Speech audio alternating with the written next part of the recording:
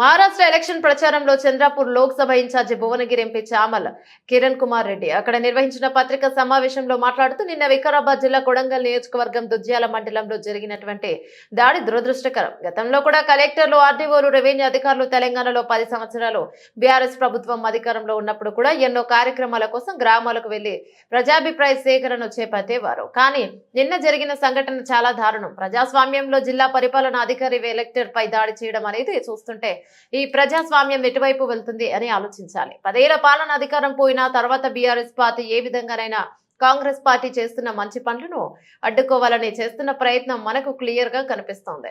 Pharma కంపెనీల ఏర్పాటు కోసం అక్కడ అభిప్రాయ సేకరణను ఏర్పాటు చేసి ప్రజల అభిప్రాయాలను తీసుకుంటున్న సమయంలో దాడులు చేయడం దురదృష్టకరం. ఏదైనా సమస్య ఉంటే సమస్యపై చర్చ చేయాలి. కానీ నిన్న మనం చూసినట్టయితే ఆ యొక్క దాడిని ప్రోత్సహించిన వాళ్ళు అందరూ బీఆర్ఎస్ కార్యకర్తలని మనం గమనించాం. టీఆర్ఎస్ పార్టీ ఎట్టి పరిస్థితుల్లో వాళ్ళ 10 ఏళ్ల పాలనలో దోచుకున్నదే కాక ఈ 10 నెలల్లో కాంగ్రెస్ ప్రభుత్వం చేస్తున్న మంచి పనులను ఎట్టి పరిస్థితులలో అడ్డుకోవాలని ప్రభుత్వం చేపట్టిన ఒక్క కార్యక్రమం కూడా సక్రమంగా జరగకూడదని తెలిపారు. Many activities very positively going forward.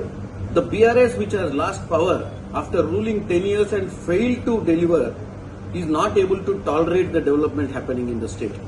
Yesterday's incident, we will definitely do a proper inquiry and take a necessary action against the culprits.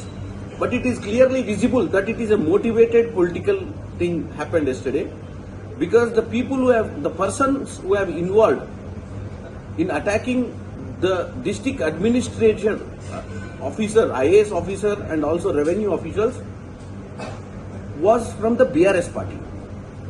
I think it is pre-planned, a properly designed, and they have made this issue yesterday.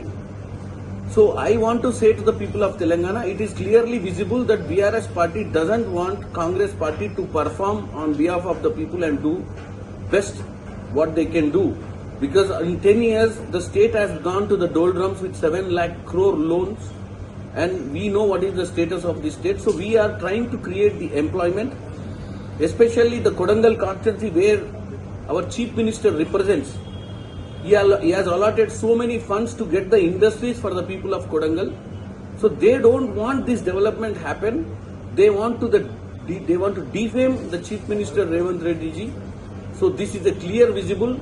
Definitely people of Telangana is watching, and BRS, which has already been kicked out of power with their immature and with their bad administration in the state, creating debt to the state, is clearly visible, and they will still have to change their attitude to focus on the development of Telangana. నిన్న వికారాబాద్ జిల్లా కొడంగల్ నియోజకవర్గం దుద్యాల మండలంలో జరిగినటువంటి దాడి ఏదైతుందో, గతంలో కూడా కలెక్టర్లు, ఆర్డీఓలు, రెవెన్యూ అధికారులు తెలంగాణలో 10 సంవత్సరాలు బీఆర్ఎస్ ప్రభుత్వంలో ఉన్నప్పుడు కూడా ఎన్నో కార్యక్రమాలకు ఊర్లలో వెళ్లి ఈ యొక్క పబ్లిక్ గ్రీవియన్సెస్ మీటింగ్స్ పెట్టేవాళ్ళు. కానీ నిన్న జరిగినటువంటి ఇన్సిడెంట్ చాలా దారుణం.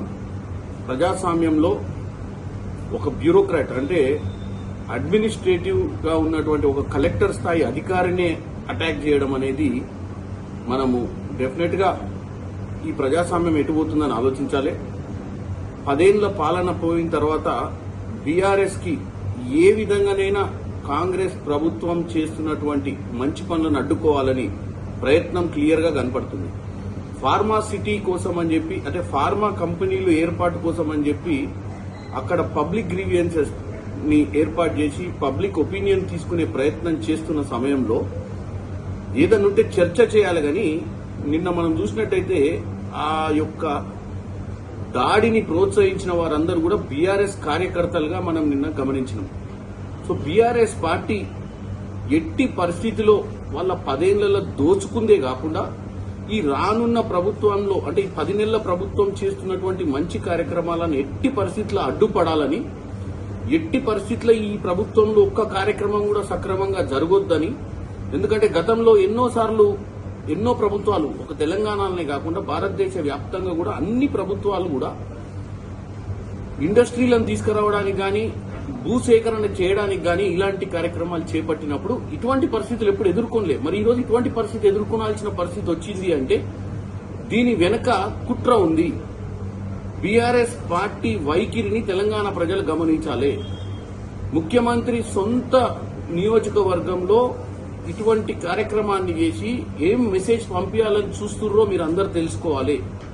ఎందుకంటే 10 ఏళ్లలో నీళ్లు నిధులు నియామకాల నినాదంతో తెచ్చుకున్న తెలంగాణని తుంగలకు దొక్కడమే కాకుండా ఈ రోజు అన్ని చేసి ఒక ఎంప్లాయ్మెంట్ క్రియేట్ చేయాలి, నిధులతో పాటు విధులు అంటే ఉద్యోగాలు అన్ని కూడా క్రియేట్ చేయాలన్న ఒక ఆలోచనతో ముఖ్యమంత్రి ముందుకు పోతుంటే ఎంతో డబ్బు ఖర్చు పెట్టి కొడంగల్ నియోజకవర్గం ఆయనను ముఖ్యమంత్రి చేయడానికి 3 సార్లు అక్కడి నుంచి ఎమ్మెల్యే గెలిపించినటువంటి కొడంగల్ నియోజకవర్గం సేవ చేయాలనుకుంటే ఒక 10 మందిని రెచ్చగొట్టి అక్కడికి పోయిన అధికారులను అటాక్ చేయడానికి చూస్తుంటే ప్రజాస్వామ్యం ఎటుపోతుందో అర్థం చేసుకోవాలి.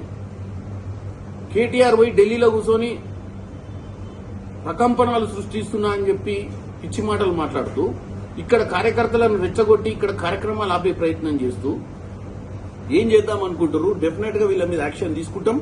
ఇటువంటి కార్యక్రమాలు ముందు ముందు ఎక్కడ చేసినా గానీ ప్రజలు కూడా ఇటువంటి చర్యలు తీసుకునే వాళ్ళ మీద మీరు కూడా నిఘా ఉంచాలి. ప్రభుత్వం కూడా ఇటువంటి వారి మీద చర్యలు తీసుకుంటుంది.